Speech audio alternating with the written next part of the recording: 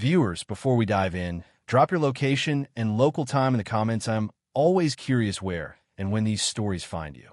Now, picture this. JFK Airport, that never-ending echo chamber of gate announcements, suitcase wheels clattering over tile, the occasional kid darting under a parent's arm like a rogue shopping cart.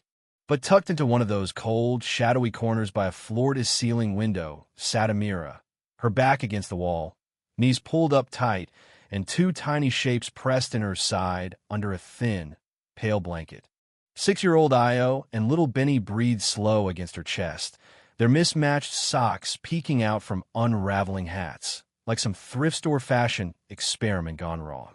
It would be funny if it wasn't so quietly devastating.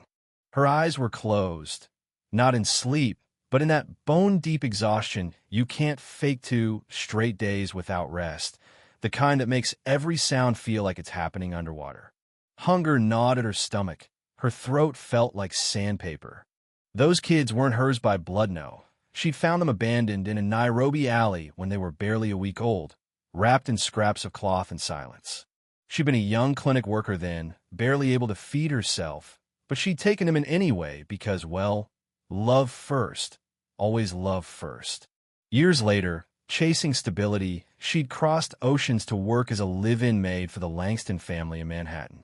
Their mansion was all marble, polished silver, and enough silence to hear your own insecurities echo back at you. She scrubbed floors, folded napkins into swans, cooked for people who never asked her name twice. Mr. Langston was distant, almost a ghost in a tailored suit.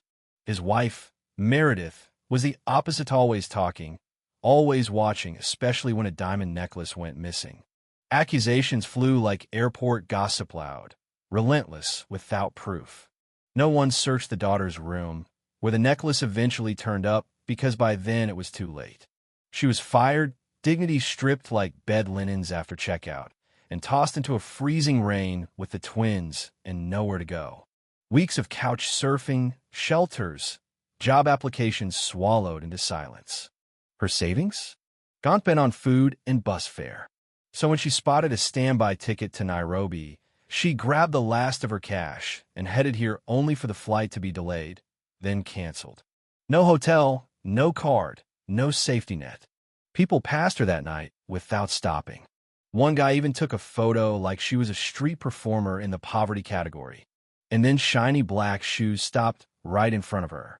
She didn't look up, not until Io stirred, peeked from the blanket, and whispered, "Mama." That's when she opened her eyes and saw him, Langston himself. Crisp black suit, briefcase in hand, eyes wide like he'd just stepped into a crime scene only he recognized. Her heartbeat went wild, every muscle braced. Was he here to accuse her again? Mock her? But he just stared at her, at the twins, and for the first time, he knelt. His voice was quieter than she remembered. "What happened to you?" And she could have laughed, could have screamed, but instead her voice cracked. "You happened."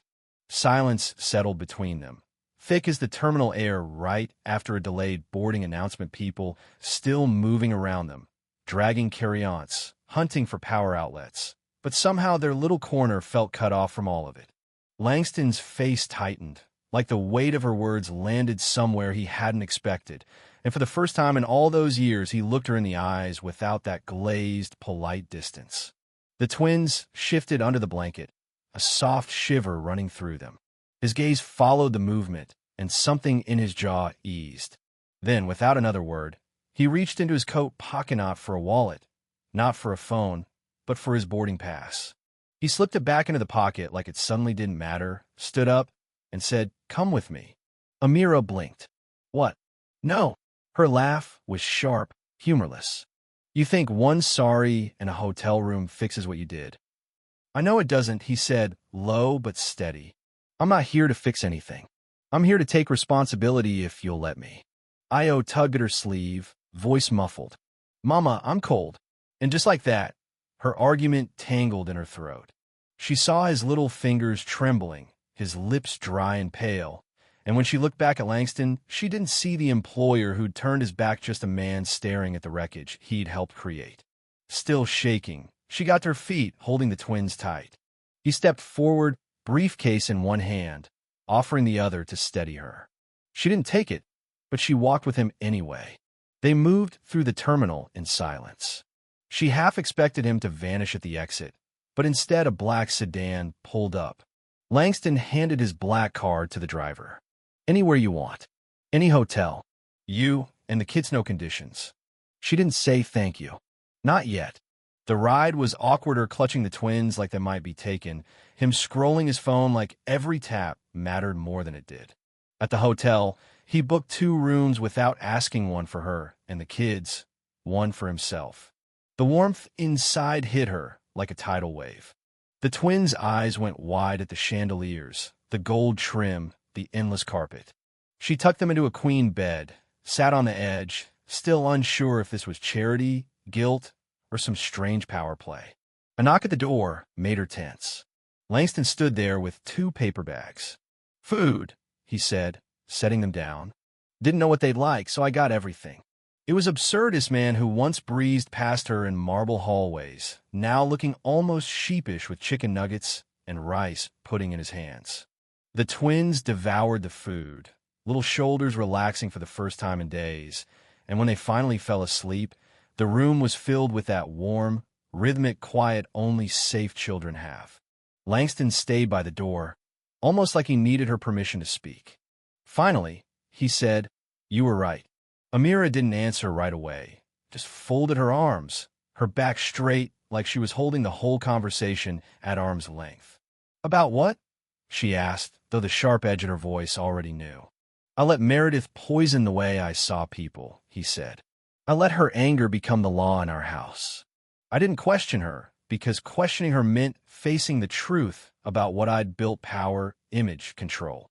His words came slow, almost like he was confessing to himself as much as to her. She didn't fill the silence. Instead, she let him keep going because part of her wanted to hear if he could even say it out loud.